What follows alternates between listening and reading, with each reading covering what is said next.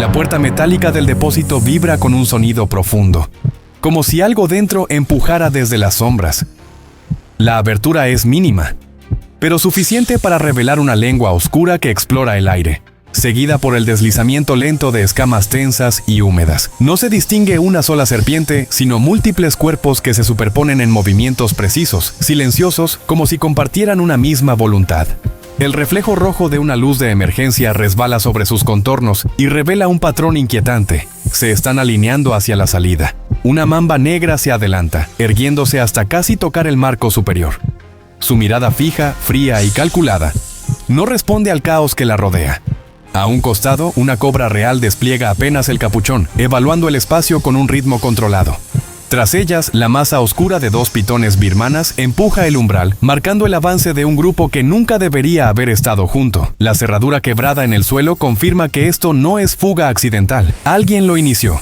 A media cuadra, una patrulla policial yace volcada, con los cristales rotos y las luces todavía parpadeando. El agente que intentó investigar la propiedad permanece inmóvil junto a un seto, con marcas circulares en el torso que reflejan la fuerza de una compresión letal. El rastro que cruza el asfalto parece pintado con una lógica serpenteante, que ninguna especie local puede imitar. En el interior de una tienda improvisada como refugio, un pequeño grupo de vecinos escucha un golpe seco contra la persiana. El eco metálico se repite, más fuerte, más cercano. Nadie sabe que los animales no se mueven solos. Están respondiendo a un patrón común, como si una orden silenciosa los guiara hacia donde la ciudad es más vulnerable. Observando todo desde una ventana rota, el dueño de las 27 serpientes permanece inmóvil, con el rostro marcado por una calma perturbadora. No muestra miedo ni sorpresa. Solo sigue con los ojos la trayectoria de sus criaturas, como si hubiera esperado este momento durante mucho tiempo. La historia se originó años antes de aquella noche, cuando un hombre reservado comenzó a importar serpientes exóticas para criarlas en una propiedad alejada del centro urbano. Lo que para algunos parecía una afición extraña, se transformó poco a poco en un núcleo biológico inestable, donde especies de 3 continentes compartían un espacio reducido, condiciones artificiales y una rutina de alimentación que apenas contenía su comportamiento natural.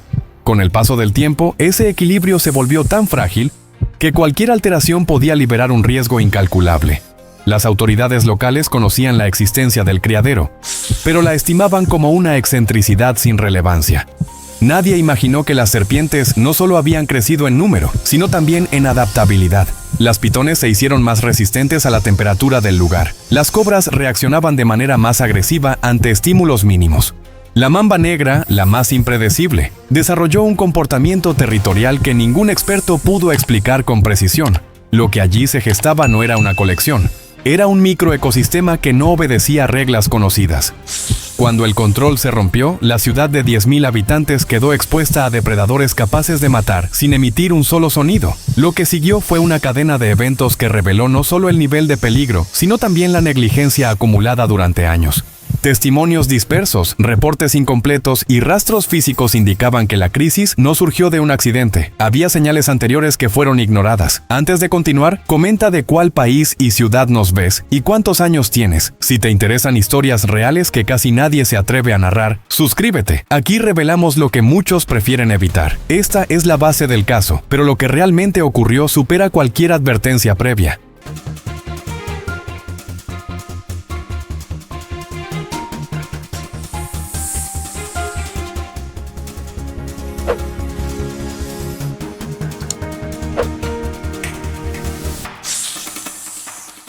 El origen de esta historia se remonta a años antes del desastre, cuando nadie imaginaba que una ciudad de 10.000 habitantes se convertiría en el escenario de un episodio que marcaría su memoria colectiva para siempre.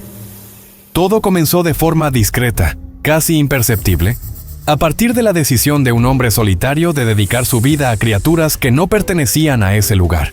Su casa, situada en el borde donde terminaban las últimas calles y comenzaban los pastizales húmedos, era una estructura modesta, pero escondía un mundo completamente ajeno al paisaje cotidiano de la región. El hombre empezó con una sola serpiente, una pitón joven, adquirida con documentación legítima, registrada como especie exótica para estudio en cautiverio. En aquel tiempo su presencia no generó preocupación, pero con el paso de los meses la pitón creció, y junto a ella apareció una segunda serpiente, luego una tercera, cada una proveniente de un continente distinto. Para cuando los vecinos comenzaron a notar movimientos extraños en el galpón metálico detrás de la casa, la colección ya había superado la docena de ejemplares. Las autoridades nunca intervinieron.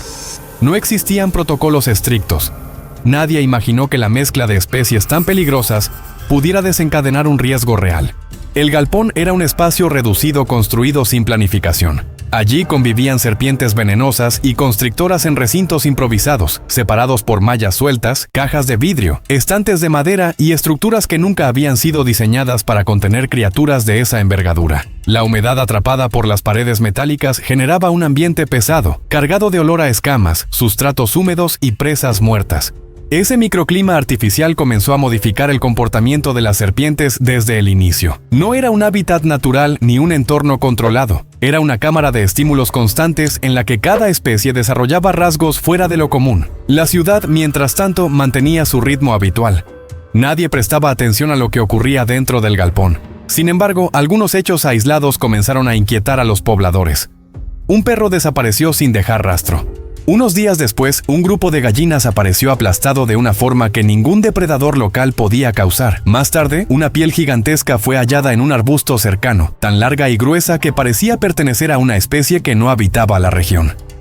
Las autoridades atribuyeron esas señales a animales salvajes del corredor ecológico, ignorando que ninguna especie nativa dejaba huellas de compresión tan características. Dentro del galpón, una serpiente destacaba por encima de todas.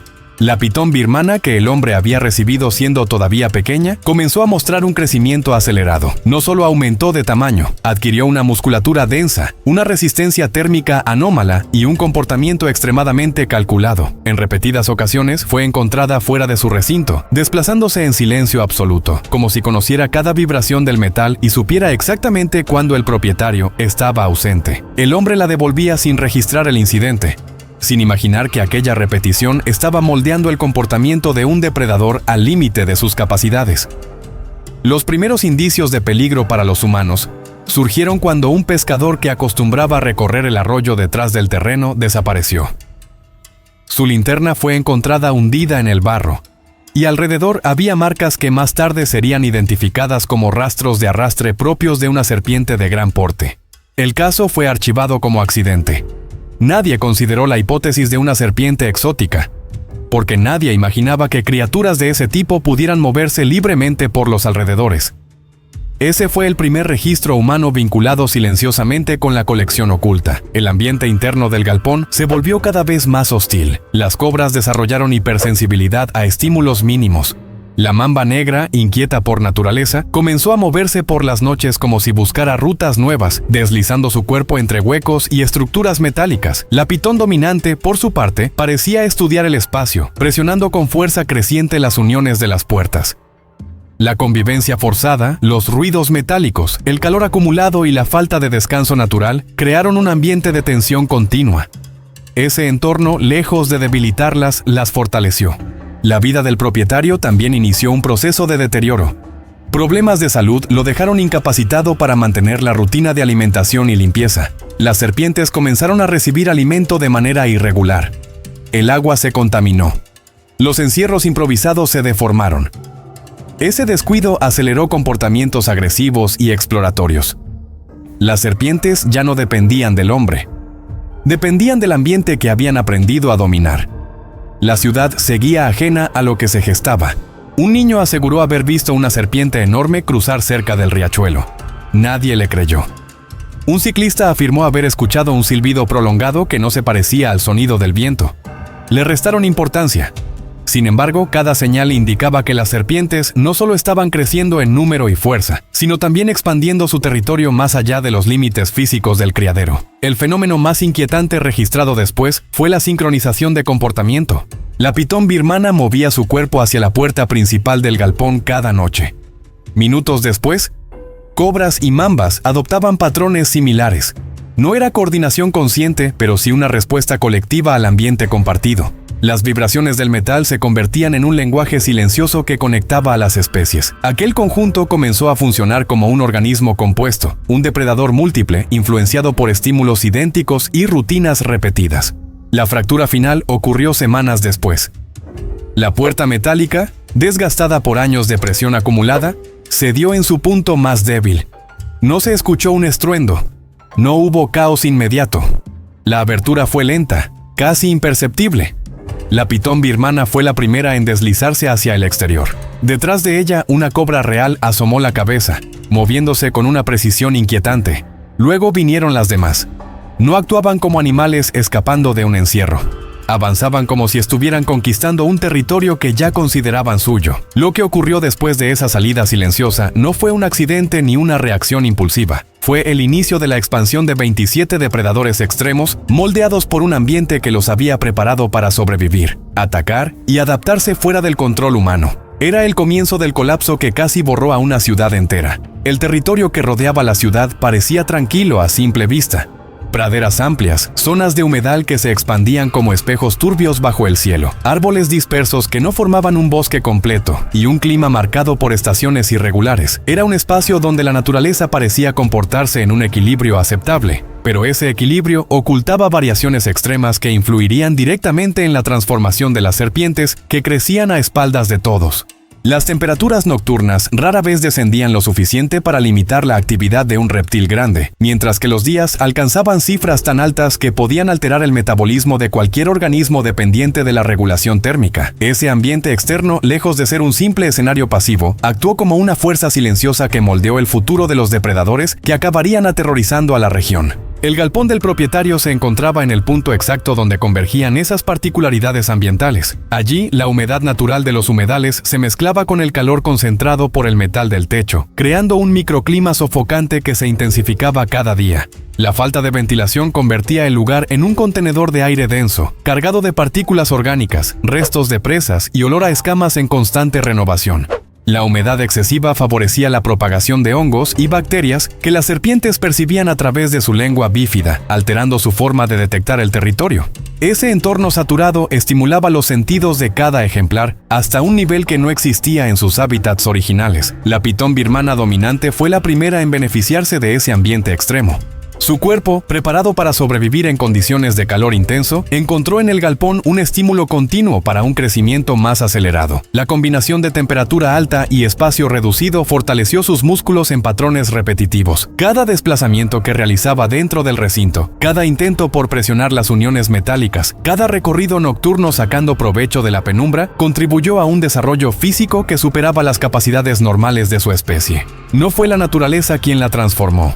Fue el entorno artificial creado por el hombre. Las cobras reaccionaron de forma distinta. En un hábitat natural dependen de la estabilidad térmica para poder regular su metabolismo. Dentro del galpón, la temperatura fluctuaba bruscamente dependiendo de la hora del día, la dirección del sol y las fallas constantes en los sistemas de calefacción caseros. Ese desequilibrio convirtió a las cobras en animales perpetuamente alertas. Su ritmo respiratorio aumentó. Sus glándulas de veneno se mantuvieron activas con mayor frecuencia. La iluminación tenue y la saturación del aire multiplicaron sus reflejos defensivos. Lo que en un ambiente natural sería un comportamiento ocasional, dentro del galpón se transformó en un estado permanente de agresividad latente. La mamba negra, nerviosa por naturaleza, desarrolló un comportamiento aún más desconcertante. Aprendió a utilizar el metal del galpón como una extensión de sus sentidos.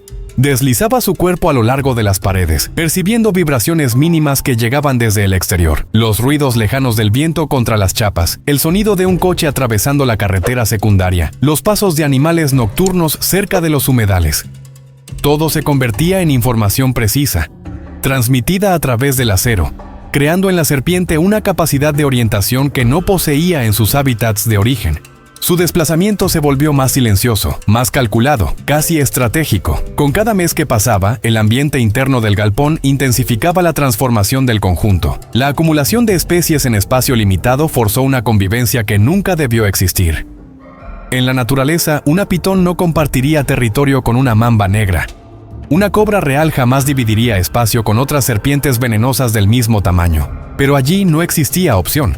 Esa superposición de territorios generó reacciones continuas de tensión, que se amplificaban con la humedad, el calor y la falta de espacio. Las serpientes adoptaron patrones de movimiento sincronizados, no por coordinación consciente, sino por la influencia compartida del mismo ambiente alterado. Cada vibración, cada ruido metálico, cada cambio en la temperatura, se convertía en un estímulo común que las hacía reaccionar de manera similar. El exterior también jugaba a su favor. Los humedales cercanos funcionaban como corredores ecológicos, donde la presa era abundante y los depredadores naturales escaseaban debido a la expansión agrícola. Los agricultores habían desplazado a coyotes y felinos silvestres, creando un vacío ecológico que pasaría desapercibido hasta que fuera demasiado tarde. Las serpientes, al percibir olores provenientes de ese entorno, desarrollaron un interés creciente por el exterior. Incluso antes de escapar definitivamente, muchas ya intentaban seguir esas señales, presionando las uniones de metal y utilizando pequeñas aberturas para extender la cabeza hacia la noche cálida. La región carecía por completo de cualquier infraestructura preparada para gestionar animales exóticos. No existían biólogos locales especializados en serpientes venenosas. No había equipos antimateria diseñados para capturar especies de gran porte. Las autoridades nunca habían tenido que lidiar con un depredador tan letal. Y los protocolos oficiales se limitaban a registrar quejas vecinales y emitir advertencias. Esa ausencia de control permitió que el ambiente del galpón se degradara sin ser detectado. Cuando el propietario enfermó y su capacidad de mantenimiento disminuyó, la transformación de las serpientes se aceleró. El calor se acumuló sin regulación. Las fuentes de agua se contaminaron. La comida se volvió escasa. Ese caos ambiental fortaleció en lugar de debilitar. La pitón birmana, como ejemplar dominante, comenzó a adoptar un comportamiento territorial que no mostraba en sus primeros años. Cada vibración externa se convertía en un estímulo hacia la puerta. Cada ruido que surgía desde la carretera o desde los humedales generaba en ella un movimiento lento pero firme, como si entendiera que el territorio al otro lado del metal era más amplio y estaba esperándola. Esa repetición constante de presión contra la estructura debilitó la puerta principal durante meses. Las cobras, por su parte, dejaron de actuar como individuos aislados. La falta de rutas de escape dentro del galpón las llevó a reaccionar a estímulos compartidos. Si una detectaba calor, las otras prestaban atención. Si una adoptaba postura defensiva, las restantes aumentaban sus reflejos. Era la creación involuntaria de un organismo compuesto, formado por individuos que reaccionaban como un conjunto ante un entorno caótico. La interacción entre el ambiente del galpón y el exterior culminó cuando el metal finalmente cedió. No ocurrió de golpe. La fractura se inició con un sonido casi imperceptible. El calor de ese día había dilatado la estructura más de lo habitual. Al anochecer, cuando la temperatura descendió, las láminas metálicas se contrajeron con suficiente fuerza para deformar la cerradura oxidada. La pitón presionó en el momento exacto. La puerta se abrió apenas unos centímetros. Una abertura insignificante para cualquier persona, pero perfectamente adecuada para una serpiente que llevaba años estudiando cada milímetro del espacio. La pitón avanzó primero, desplazándose con un silencio absoluto. Detrás de ella, las cobras esperaron unos segundos antes de asomar la cabeza, como si el ambiente exterior las evaluara antes de permitirles cruzar. La mamba negra siguió por una rendija lateral, aprovechando un hueco creado por la luz interna del galpón. Y una a una, las 27 serpientes atravesaron la frontera de metal que las había contenido por años. El ambiente interno había creado al monstruo, el ambiente externo lo recibió.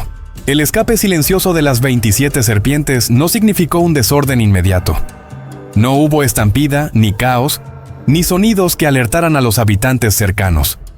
Lo que ocurrió fue aún más inquietante. Una expansión metódica, casi calculada, como si los animales hubieran esperado durante años la oportunidad de reclamar el territorio que percibían más allá del metal del galpón. La pitón birmana dominante lideró esta transición. Su cuerpo, fortalecido por años de movimientos repetitivos, avanzó con una serenidad antinatural hacia la espesura que bordeaba la propiedad. No actuaba por hambre, actuaba por adaptación, como si su instinto hubiera evolucionado hacia una forma de exploración territorial que no se registraba en su especie. El entorno exterior le ofrecía una libertad que jamás había experimentado. Las vibraciones del suelo eran más claras, los olores más amplios, las variaciones térmicas más predecibles. Ese mundo abierto, imperfecto y vivo, despertó en la pitón un comportamiento expansivo que se intensificó con cada metro recorrido. Su desplazamiento no era errático. Avanzaba con pausas largas, deteniéndose a evaluar su entorno, absorbiendo información de cada hoja, cada corriente de aire y cada rastro de animal pequeño que cruzaba su camino. Con cada avance, su cuerpo se integraba mejor al paisaje, como si hubiera nacido para habitar ese sitio y no un recinto de metal. Las cobras se mantuvieron cerca del galpón durante los primeros minutos.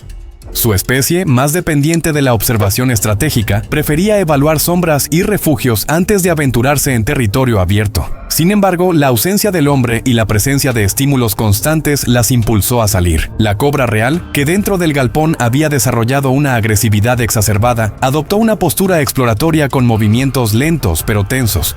La mamba negra, por su parte, avanzó de inmediato hacia los pastizales húmedos, donde la densidad vegetal le ofrecía una cobertura perfecta para desplazarse sin ser vista.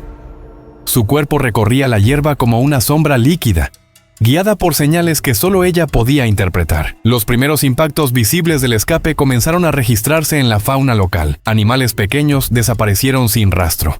Roedores, aves acuáticas y lagartos que normalmente poblaban los humedales fueron cazados de manera silenciosa. No quedaron restos, no hubo señales de lucha. Las serpientes, acostumbradas a la escasez dentro del galpón, encontraron en el ambiente natural un suministro abundante que fortaleció aún más sus capacidades. El metabolismo de la pitón aumentó. Las cobras comenzaron a exhibir patrones de patrullaje. La mamba, siempre inquieta, amplió su territorio de actividad nocturna con rapidez. El primer caso registrado de interacción con humanos ocurrió de manera inesperada. Un agricultor que regresaba a casa tras revisar su campo, vio una sombra larga cruzando el sendero de tierra. Al principio creyó que se trataba de un tronco movido por el viento. Luego, cuando la sombra se deslizó con fluidez y desapareció entre los pastos altos, comprendió que era un animal.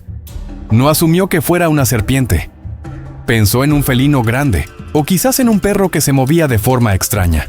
El relato fue compartido en una conversación casual con otros vecinos, pero nadie imaginó que aquella sombra correspondía a una pitón de más de 5 metros. El verdadero punto de inflexión ocurrió días después, cuando un grupo de pescadores encontró marcas profundas en la orilla del arroyo que cruzaba la región. Las huellas no correspondían a ningún depredador conocido. Eran surcos largos, marcados por un cuerpo pesado que había arrastrado tierra y hojas a su paso. Al explorarlas, uno de los pescadores encontró restos de un cuerpo pequeño, enterrado bajo el lodo. Lo que quedaba era apenas reconocible, pero la forma de compresión alrededor de las extremidades sugería una causa clara: constricción. El hallazgo se convirtió en un rumor inquietante, que se extendió rápidamente entre los habitantes, pero que no generó acción oficial inmediata. Nadie quería creer que una serpiente de gran tamaño pudiera estar desplazándose tan cerca de la ciudad. La ascensión del depredador alcanzó su punto más evidente cuando la pitón birmana comenzó a atacar animales de mayor tamaño. Un pequeño ternero desapareció de un establo durante la madrugada. Al amanecer, el dueño encontró rastros de hierba aplastada y un surco profundo que avanzaba hacia un conjunto de matorrales densos. Las autoridades inspeccionaron el lugar, pero no identificaron huellas reconocibles. El caso fue atribuido a coyotes, a pesar de que la profundidad del arrastre indicaba un peso superior al que cualquier coyote local podría movilizar. Los habitantes comenzaron a sentir una inquietud creciente, una sensación de que algo desconocido estaba recorriendo la región. Las cobras también comenzaron a ampliar su territorio. A diferencia de la pitón, que avanzaba con fuerza, las cobras se desplazaban en patrones circulares. Observaban primero, exploraban luego. Elegían zonas donde pequeños animales acostumbraban reunirse. Uno de los primeros incidentes registrados ocurrió en un galpón abandonado donde un puñado de palomas solía dormir. Una mañana, los habitantes encontraron las aves muertas, sin heridas visibles, con los cuerpos rígidos y el plumaje intacto. Un veterinario local sugirió que las aves habían muerto por algún tipo de toxina natural. Moretones discretos bajo las plumas revelaban que el veneno había sido inoculado con precisión. Eso eliminó cualquier duda entre los pocos que conocían el comportamiento de serpientes venenosas. Las cobras se estaban expandiendo. La mamba negra, por su parte, se volvió prácticamente imposible de rastrear. Su velocidad y capacidad para moverse sin generar sonidos la convirtieron en un fantasma dentro del ecosistema. Los perros comenzaron a ladrar durante la noche sin motivo aparente. Vecinos escuchaban ruidos leves en la maleza que los hacían pensar en animales pequeños. Pero la verdad era más inquietante. La mamba estaba evaluando rutas, analizando presas potenciales y ampliando su mapa mental con una precisión depredadora. Su presencia apenas perceptible se convirtió en un elemento de tensión que los habitantes sintieron sin poder explicar. Con el paso de los días, la pitón birmana se convirtió en el eje del crecimiento del conjunto. Su tamaño, fuerza y resistencia la posicionaron como el centro invisible de un sistema depredador. Su desplazamiento influenciaba el comportamiento de las demás serpientes, no de manera consciente, sino a través de una reacción en cadena generada por el mismo ambiente. Ella presionaba hacia adelante y las demás se expandían en direcciones complementarias. Era la creación de un patrón que funcionaba como un organismo integrado.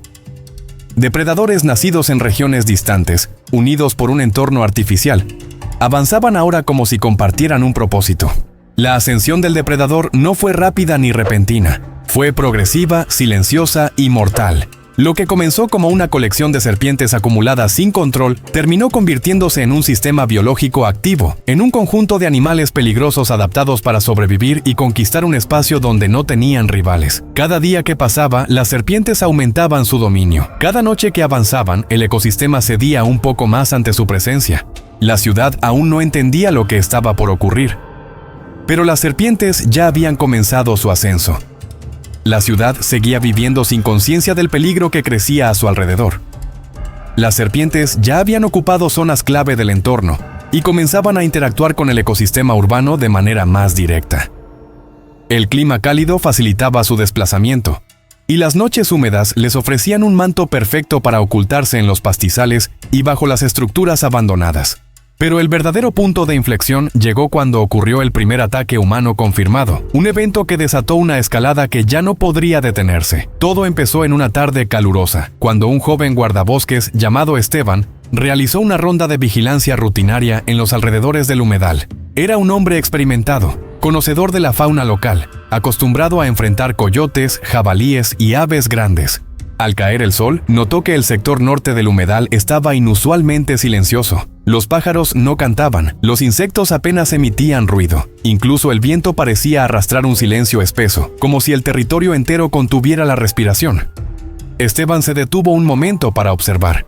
Algo no encajaba.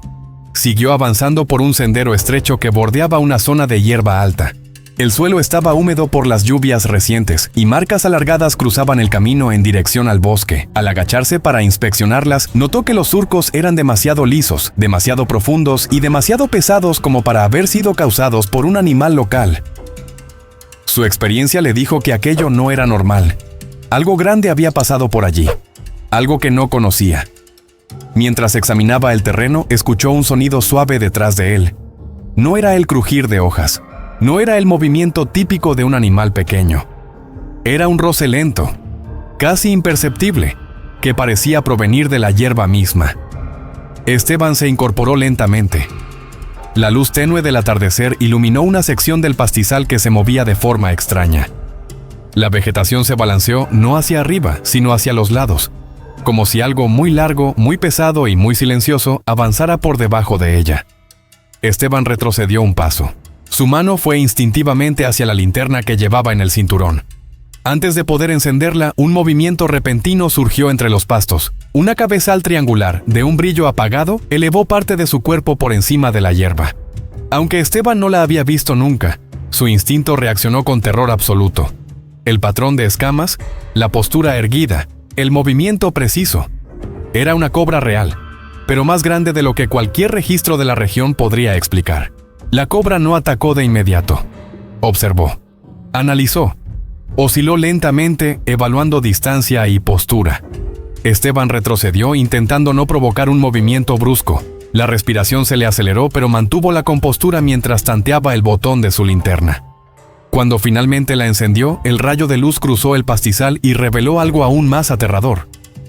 A pocos metros detrás de la cobra, una sombra enorme se desplazaba con fluidez, empujando la hierba como una ola que avanzaba hacia él. Era la pitón birmana dominante, moviéndose con una precisión escalofriante. Esteban comprendió que no podría escapar a pie. Retrocedió hacia un tronco caído, intentando crear una barrera natural entre él y los animales. Pero el terreno fangoso dificultaba cada movimiento. La cobra dio un paso adelante. Su cuerpo tensó el aire.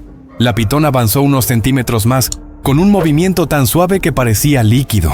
El guardabosques gritó para intentar ahuyentarlas, pero el sonido se perdió en la vastedad de la pradera. Allí, en ese espacio aislado, él estaba completamente solo. El ataque fue rápido. La cobra se impulsó hacia adelante, buscando la pierna expuesta. Esteban esquivó el primer movimiento, pero resbaló en el barro. La pitón aprovechó el segundo exacto en el que perdió el equilibrio. Su cuerpo salió de entre los pastos como una sombra que emergía del suelo mismo.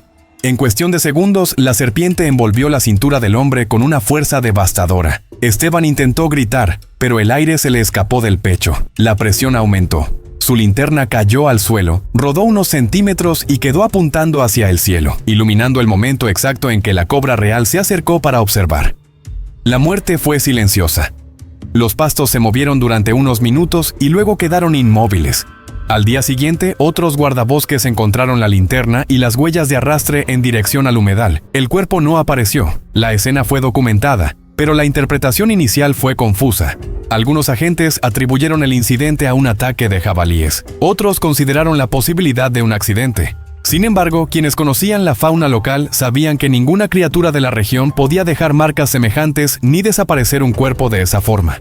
A partir de ese momento, el miedo comenzó a filtrarse como una corriente silenciosa entre los habitantes. Los rumores crecían, las desapariciones de animales aumentaban, los agricultores encontraban rastros extraños cerca de sus establos, los perros ladraban sin razón aparente en plena madrugada. Y aún así, nadie imaginaba la magnitud del peligro que se movía con total libertad. Días después, ocurrió el ataque que sacudiría a toda la ciudad y rompería definitivamente la negación colectiva. Una familia que regresaba del mercado tomó el camino corto hacia su casa. Al pasar junto a una zanja profunda, el niño menor señaló algo entre las sombras. Su madre pensó que era una soga vieja o un tronco arrastrado por la lluvia. Pero cuando la figura se movió con un impulso lento y sigiloso, comprendieron que aquello no pertenecía al paisaje. Era un cuerpo escamoso de gran tamaño, parcialmente cubierto por barro.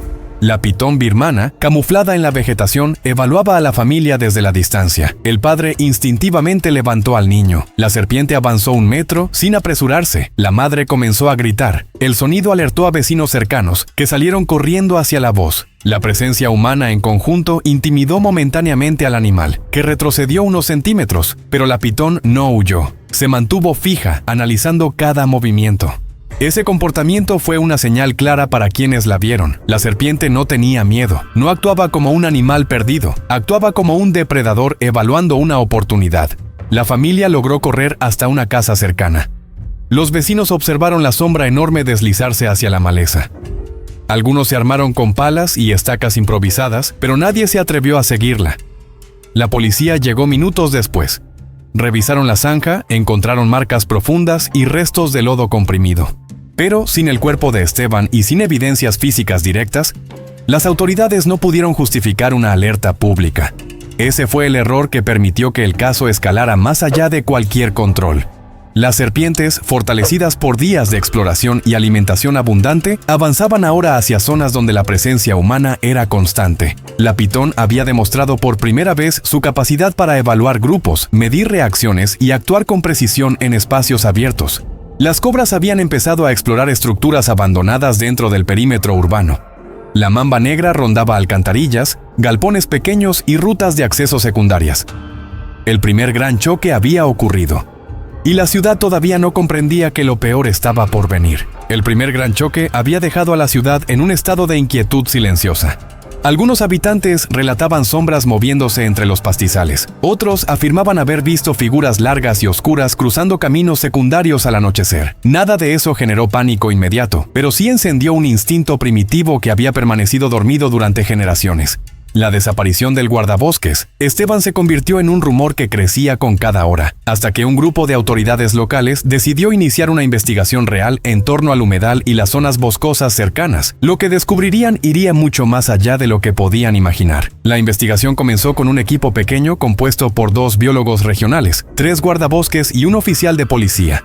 Su primer objetivo era recolectar indicios físicos, rastros, huellas o señales que permitieran reconstruir los movimientos del guardabosques desaparecido. Al llegar al punto donde se encontró la linterna, los especialistas notaron algo que había pasado desapercibido la primera vez. El suelo alrededor del sitio mostraba una serie de marcas paralelas que no correspondían a ningún animal conocido de la región. Eran surcos profundos y curvos, formados por algo pesado que había comprimido la tierra en varias direcciones. Uno de los biólogos, con experiencia limitada en reptiles, señaló la posibilidad de que se tratara de una serpiente de gran tamaño. Los demás guardaron silencio. Prosiguieron avanzando hacia el interior del humedal. El terreno se volvía más denso, más húmedo, más silencioso. Cada paso hundía las botas en el lodo, dejando huellas que se mezclaban con otras más antiguas. A lo largo del recorrido encontraron fragmentos de piel mudada. Al principio solo parecía un pedazo suelto, pero unos metros más adelante localizaron una sección grande, casi intacta, de más de 2 metros de longitud. Los patrones de escamas confirmaron que no pertenecía a ninguna especie nativa. El oficial de policía la recogió con cautela, tratando de contener la tensión que comenzaba a crecer en el grupo. A medida que la inspección avanzaba, los hallazgos se volvieron más inquietantes. En una zona donde el barro formaba una depresión natural, encontraron huellas de arrastre que descendían hacia una pequeña cavidad entre raíces. El biólogo más experimentado se agachó para observar de cerca. La forma del arrastre indicaba que el cuerpo que había pasado por allí no solo era largo, sino extremadamente pesado. La marca central era profunda, con ondulaciones laterales que sugerían movimientos musculares de un animal que avanzaba a sus anchas por la zona. Era un rastro fresco, muy fresco. Un guardabosques propuso retroceder y solicitar refuerzos, pero el jefe de la investigación negó la idea. Argumentó que hasta ese momento no había evidencia suficiente para movilizar una operación mayor. Fue una decisión que más tarde sería recordada como uno de los errores fundamentales del caso. La investigación continuó hacia el sector más remoto del humedal, donde los árboles formaban sombras irregulares y la temperatura descendía levemente debido a la densidad vegetal. Allí encontraron lo que sería considerado el primer indicio contundente del desastre en desarrollo. Un tronco caído mostraba marcas profundas de compresión, como si algo hubiera pasado por encima de él. A unos metros, un matorral aplastado indicaba que una criatura había estado escondida allí. El silencio del ambiente era tan absoluto que ninguno de los presentes se atrevía a hablar. Entonces, el biólogo levantó la mano señalando hacia la base de un árbol. Algo brillaba a la distancia. Se acercaron con cautela. Lo que hallaron fue estremecedor. Se trataba de parte de un uniforme desgarrado, con restos de barro y fibras musculares adheridas. Aunque deteriorado, el emblema en el bolsillo era reconocible. Era el uniforme de Esteban. El hallazgo fue suficiente para detener temporalmente la búsqueda y organizar un perímetro seguro. El jefe de la investigación ordenó que nadie se moviera sin análisis adicional. El aire se volvió más pesado. La tensión aumentó. A partir de ese momento, el caso dejó de ser un rumor. La policía clasificó la desaparición como un incidente de alto riesgo. Equipos especializados en fauna y rescate fueron convocados desde ciudades cercanas. Un herpetólogo con amplia experiencia en serpientes venenosas y constrictoras llegó para analizar los hallazgos. Su primera reacción, después de examinar el uniforme y los rastros en el barro, fue de absoluta incredulidad.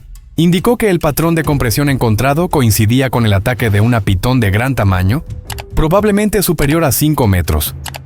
Pero lo más perturbador fue su siguiente observación. El rastro no correspondía a un solo animal. Había múltiples marcas superpuestas. Varias serpientes estaban utilizando la misma ruta. El equipo avanzó hacia el interior del galpón del propietario para inspeccionar el lugar de origen. La escena que encontraron en su interior aumentó el horror del descubrimiento. El galpón, ahora vacío, estaba impregnado de un olor ácido y denso. Las paredes metálicas exhibían señales de presión, rasguños profundos y manchas oscuras producto de la humedad acumulada durante años. En una esquina encontraron restos de contenedores rotos, algunos con trozos de cristal y madera astillada. En el suelo descubrieron pieles mudadas de diferentes especies, superpuestas unas sobre otras. Las dimensiones de algunas de ellas excedían cualquier registro previo conocido para esos ejemplares. Mientras el equipo analizaba la estructura, el herpetólogo notó algo más perturbador aún: los patrones de locomoción en el suelo. La disposición de las marcas indicaba que las serpientes no habían escapado de manera desordenada. Habían abandonado el galpón siguiendo rutas similares, casi paralelas. Era una dispersión organizada, una salida sistemática. Los informes preliminares fueron enviados inmediatamente a las autoridades municipales. El comité de crisis convocó una reunión de emergencia. Algunos funcionarios insistieron en minimizar la situación para evitar pánico público. Otros exigieron una intervención federal. Mientras debatían, el equipo de campo continuó explorando la región. En la zona sur del humedal, localizaron un cadáver parcial de un ciervo joven. No estaba desgarrado, no presentaba heridas de mordida. En cambio, sus costillas estaban comprimidas con una fuerza suficiente para fracturarlas en varios puntos. La autopsia reveló un patrón claro: constricción. Junto al cuerpo había rastros de veneno en una de las extremidades traseras, indicio de que una serpiente venenosa había participado en el ataque antes de que la pitón terminara el trabajo. Aquello marcaba un hito aterrador en el caso. Las serpientes habían empezado a actuar dentro del mismo ecosistema, interactuando como piezas complementarias, no como individuos aislados. Mientras avanzaban hacia terrenos más densos, encontraron una serie de cavidades bajo las raíces, utilizadas como refugios temporales. Cada una tenía restos de plumas, huesos pequeños y fragmentos de pieles mudadas. El patrón indicaba una ocupación reciente y continua. Las serpientes estaban utilizando el humedal como base operativa. Cuando el equipo regresó a la ciudad para presentar un informe consolidado, la conclusión general era clara. Había varios depredadores en movimiento, todos de origen exótico, adaptados al ambiente y en plena expansión territorial. El peligro era real y creciente. Lo que nadie sabía aún era que la siguiente fase sería mucho peor. La ciudad pronto enfrentaría ataques directos, desapariciones más frecuentes y un conflicto inevitable entre los habitantes y criaturas que no deberían existir allí. La investigación había revelado apenas el inicio de un fenómeno que pronto escaparía a cualquier control conocido. El avance de las serpientes por los humedales y las zonas rurales cambió la estructura ecológica de la región más rápido de lo que cualquier equipo científico era capaz de documentar. A medida que la pitón birmana dominante consolidaba su presencia en los límites del bosque y expandía su territorio, comenzaron a registrarse interacciones entre ella y otros depredadores que habitaban los alrededores. El ecosistema, hasta entonces relativamente estable, entró en un proceso de tensión biológica donde cada especie quería conservar su espacio.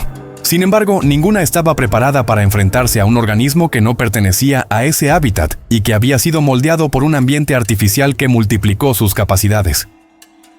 El primer enfrentamiento registrado ocurrió una madrugada, cuando un jaguarundí adulto se aproximó al territorio que la pitón había ocupado. El felino, ágil y silencioso, avanzó entre los arbustos siguiendo el olor de una presa pequeña. No sabía que la pitón estaba allí, inmóvil, camuflada en la penumbra del humedal. Cuando el felino se acercó demasiado, la serpiente tensó los músculos sin mover una sola hoja.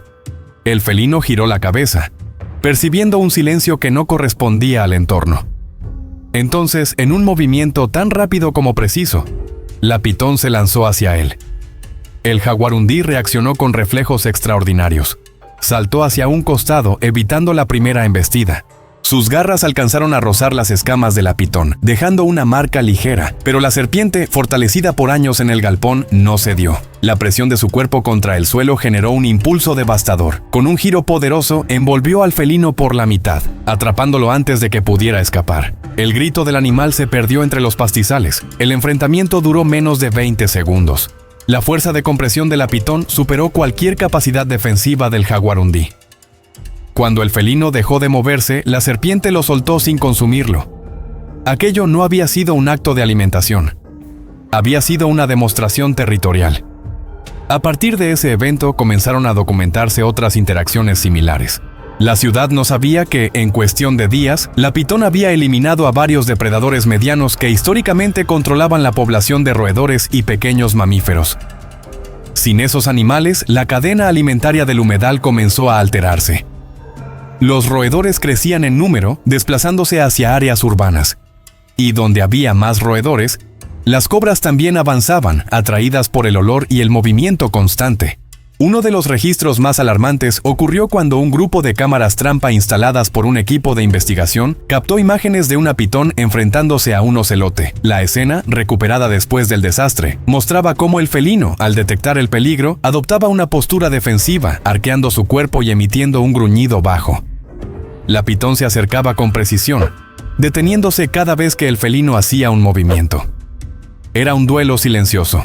Pero el ocelote, aunque rápido, no estaba preparado para un predador de aquel tamaño ni para una fuerza física tan anormalmente desarrollada. El enfrentamiento terminó igual que el anterior. La pitón no consumió al ocelote. Lo dejó tendido en el suelo, como si su propósito no fuera alimentarse, sino consolidar un dominio territorial absoluto. Esa conducta desconcertó incluso a los herpetólogos que analizaron las imágenes más tarde. Una pitón de su especie no suele matar sin alimentarse. Sin embargo, esa lo hacía repetidamente. Una posible explicación fue propuesta meses después. El ambiente artificial del galpón había condicionado su comportamiento a un estado permanente de tensión defensiva, en el que eliminaba cualquier amenaza antes de evaluarla como presa.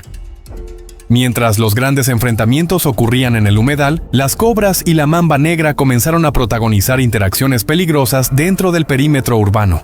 En un viejo almacén abandonado, 2 cobras fueron filmadas atacando simultáneamente a un mapache que había entrado para buscar comida. La escena fue breve y brutal. Una mordida precisa en la pata trasera paralizó al animal. La segunda cobra se posicionó frente a él, observando sin intervenir. Cuando el mapache cayó al suelo, las 2 serpientes se retiraron, dejando el cuerpo en el lugar. Ese comportamiento, igualmente inusual, demostró que las serpientes estaban actuando como piezas complementarias dentro de un sistema predador que se expandía hacia el área urbana. En un barrio cercano al humedal, un perro callejero fue encontrado muerto con signos de envenenamiento. En otro sector, 2 gallinas desaparecieron sin dejar rastro. Las autoridades comenzaron a notar un patrón, pero todavía no comprendían la magnitud del problema. El conflicto entre especies alcanzó un punto crítico cuando la pitón se enfrentó a un caimán juvenil en un tramo del humedal donde el agua era más profunda. El enfrentamiento fue registrado por un pescador que observó a distancia, incapaz de intervenir. El caimán, al detectar la presencia de la serpiente, abrió sus mandíbulas, emitiendo un sonido gutural. La pitón respondió desplazándose con un movimiento lateral que le permitió rodear parcialmente al reptil. El caimán atacó primero, lanzándose con un movimiento rápido hacia la cabeza de la serpiente. Pero la piel gruesa y la musculatura fortalecida absorbieron el impacto. La pitón envolvió el cuerpo del caimán con precisión quirúrgica. El pescador que observó la escena retrocedió lentamente, consciente de que estaba presenciando un evento biológicamente anómalo. Cuando el enfrentamiento terminó, la pitón no consumió al caimán. Una vez más, lo soltó. No había hambre en sus movimientos. Había territorio. Al final de esa semana, el ecosistema entero estaba alterado. Especies que nunca habían compartido el mismo espacio ahora se enfrentaban en duelos inevitables. La pitón birmana, fortalecida por un ambiente artificial, dominaba la cadena alimentaria. Las cobras patrullaban granjas, almacenes y zonas industriales. La mamba negra exploraba alcantarillas y ductos subterráneos. Todo indicaba que las serpientes estaban empujando la frontera del territorio más cerca de la ciudad. Con cada enfrentamiento, con cada animal eliminado, con cada desplazamiento nocturno, las serpientes ganaban un control absoluto. La ciudad, sin saberlo, estaba a punto de convertirse en parte directa de ese conflicto. La investigación científica y policial, que ya había acumulado datos suficientes para advertir a la ciudad sobre el peligro, se encontró con una realidad cada vez más difícil de ocultar. Los registros no solo mostraban la presencia de especies exóticas, sino también una serie de patrones que revelaban que el desastre no había sido causado únicamente por el escape accidental de las serpientes. La verdad era mucho más compleja, profunda e incómoda. La amenaza no había surgido de repente, había sido creada, ignorada y finalmente liberada por una cadena de errores humanos.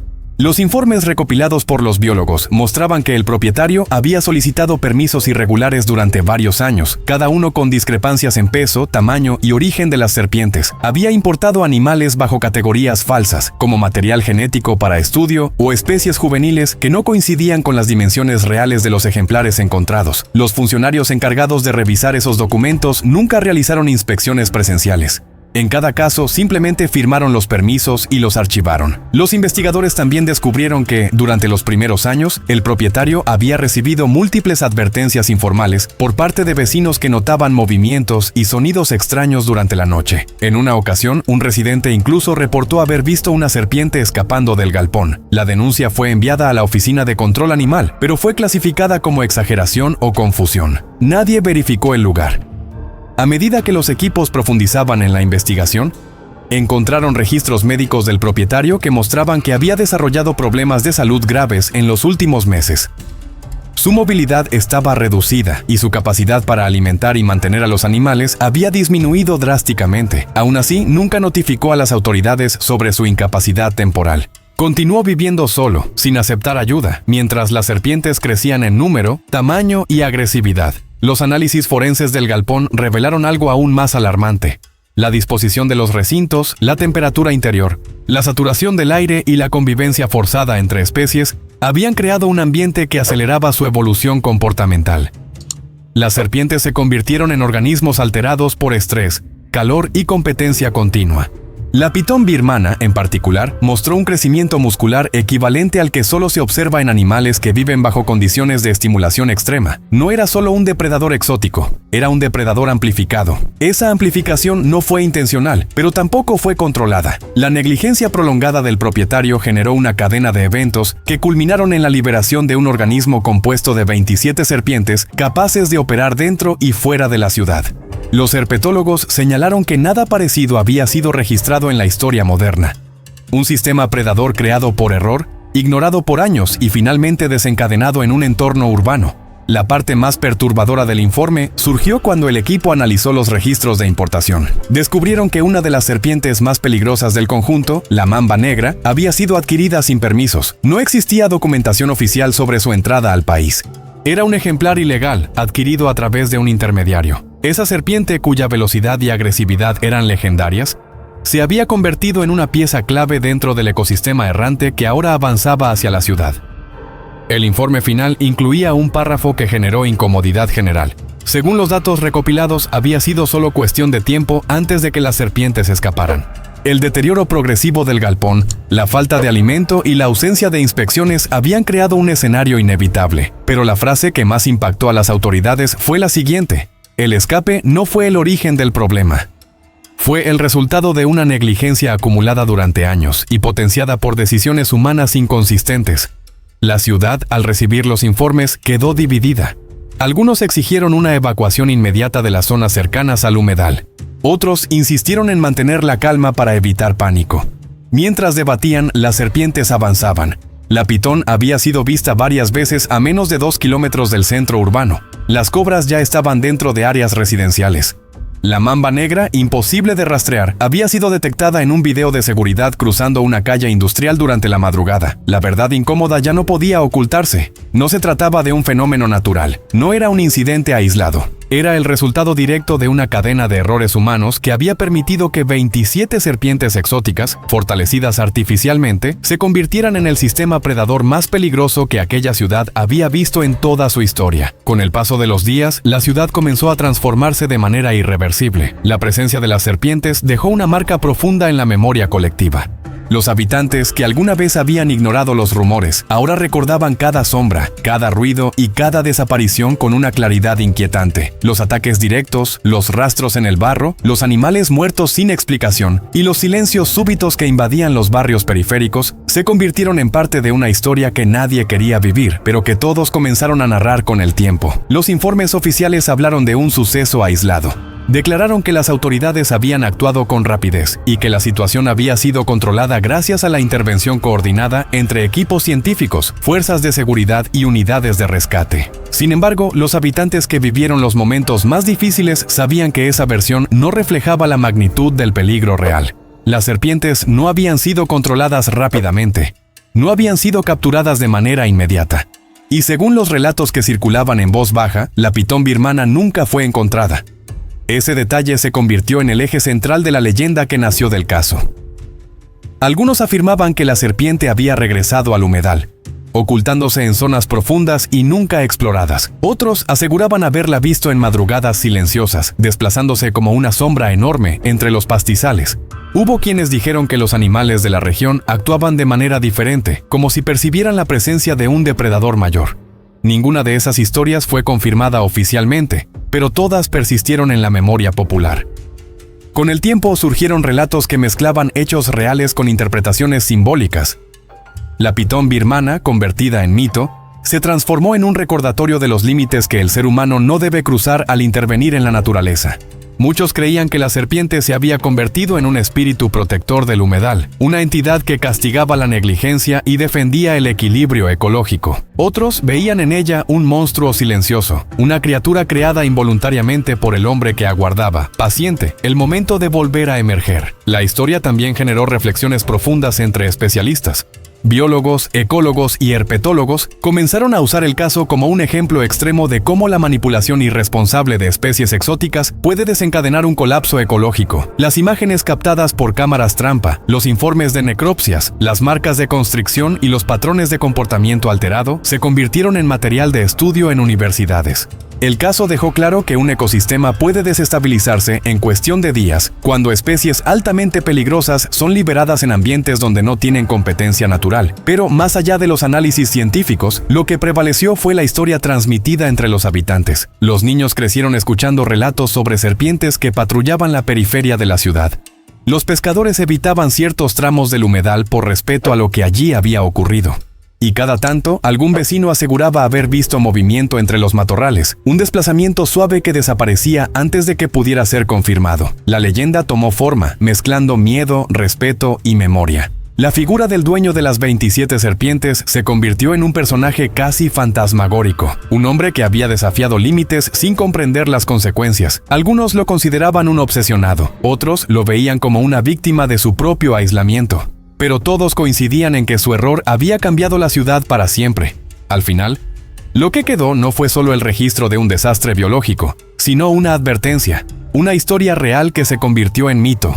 Un recordatorio de que la naturaleza, cuando es tensada hasta su límite, responde con una fuerza que supera cualquier control humano.